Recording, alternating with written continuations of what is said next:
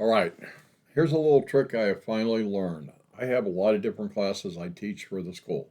I have a boot camp for Security Plus, but I also teach a lot of the CompTIA, Tech Plus, A Plus, Network Plus, Security Plus, CYSA Plus, Pen Test Plus, the new CAS Plus, which is now Security X, and a few others, all right? And I'm always having to send out invitations for study material, for videos, all this stuff. And it got to a point where it's driving me nuts copying and pasting from a Word document that I've already got pre-prepared for all these invitations till I found this little trick.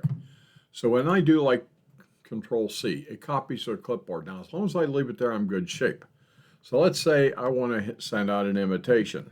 Let's say we're going to send out an invitation for the July 6th boot camp, Security Plus that I've got coming up. So I'm going to hit Windows logo V, and I'm going to scroll down till I see it. Oh, right there it is. This is going to be the subject line. The next one will actually be what I need to type to these people so that they understand, hey, I need information from you, okay?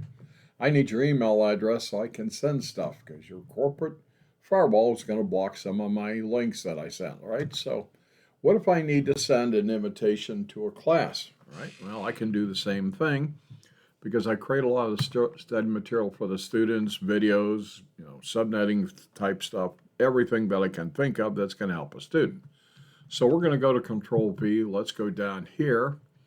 And let's say I want to do Network Plus, right? So here is going to be the subject line. The next one will be exactly what I need them to know, all the different links that they're going to get. And this has been very helpful because it's eventually you're going to end up with carpal tunnel. Now, this stuff is available for our students. For you guys to get this, there are some free things like on my YouTube channel, it's Computers Done Right with a K.